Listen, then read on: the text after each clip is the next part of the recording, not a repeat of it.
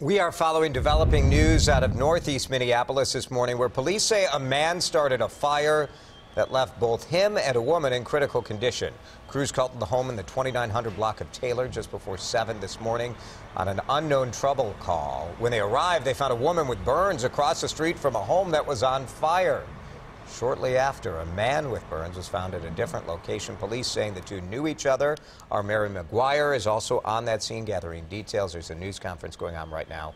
We'll have a live report at noon with the latest. In St. Paul, the City Council approved a plan for the future of the old Ford plant site. The assembly plant closed in 2011. When the final Ford Ranger rolled off the line, the plant has since been torn down. Now, after years of debate, City Council approved a new zoning plan, master plan for the site by a 5-2 vote last night. Now, that master plan deals with 135 acres of land. Doesn't get more valuable than this land along the Mississippi River in the city of St. Paul. So the rezoning will include a variety of areas for multifamily residences, shops, retail, public parks, trails, open spaces. City also wants it to be part of the existing street grid so the area can handle the traffic that will be brought on by the new construction, all those new residents.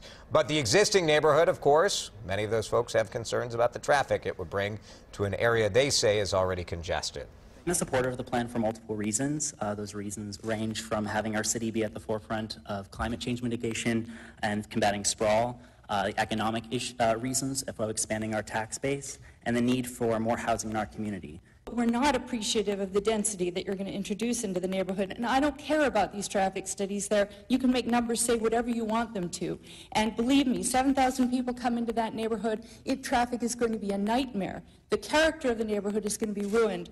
Honestly, we feel like... Mayor Chris Coleman has sent out a news release saying he will give final approval to the plan later this morning. St. Paul City officials anticipate that the different chunks of that sale will go on the market, chunks of that site will go on the market early next year. The development is set to be phased in over the next 15 to 20 years. Hugh Hefner has passed away. The iconic founder of Playboy magazine died from natural causes, surrounded by family at the Playboy Mansion in Los Angeles yesterday.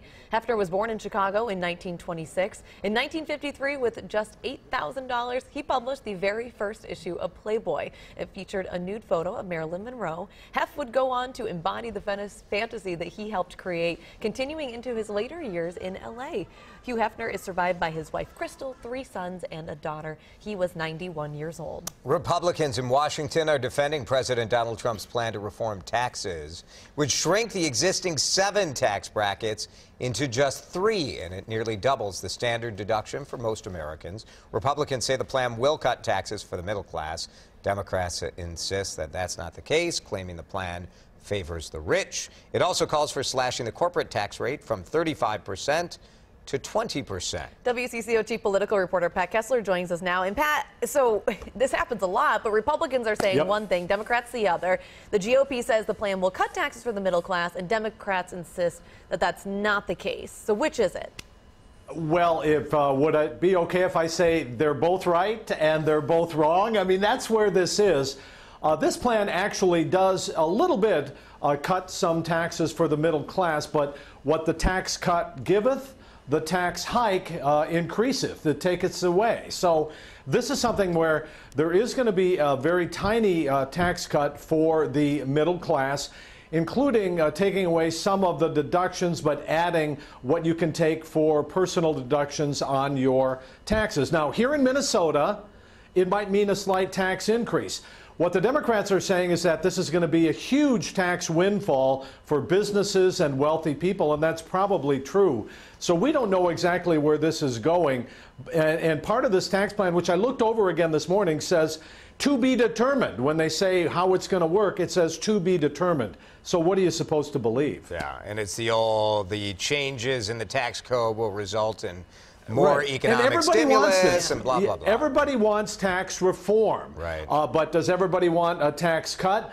This is like what we hear all the time in politics, that everybody wants to go to heaven, but nobody wants to die. I mean, so is this going to be something good for everybody? Right. Really hard to say at this moment. Pat, let's talk football. The Packers and Bears playing tonight at Lambeau Field. The Packers players released a statement asking everyone to lock arms during the national anthem tonight in a show of unification. First of all, have the Packers ever watched their own fans before a game? How are the fans going to put their beer down? I mean, that is my concern. Wow, why How does would you everyone say win? that? You're supporting Why your would you Miller even beer. say that? You can for It's sure link arms holding a Wisconsin. beer. Can you saying. lock arms like this? I think Maybe. you can. You're still holding. See that? You've got your Miller Lite. It's You're good to possible. go. Yeah. You know, this is something that has swept the country and very controversial, and President Trump, who was facing a lot of political defeat this week, has used this, actually, the kneeling for the anthem, which is a very serious issue, started by African-American athletes to protest police violence against African-American men. The president has turned this upside down, moved it out of the way, turned it into something completely different. He is saying it's disrespect for the flag, and maybe a lot of Americans agree with him, but a lot of folks say that this protest is the First Amendment. People should do this, and it's really interesting to watch how football teams and fans are responding, supporting, in general, the right to protest. Pat, thank you. We'll be watching to see what happens on that game, Packers-Bears, right here on Thursday Night Football on CCO, starting at 7 tonight.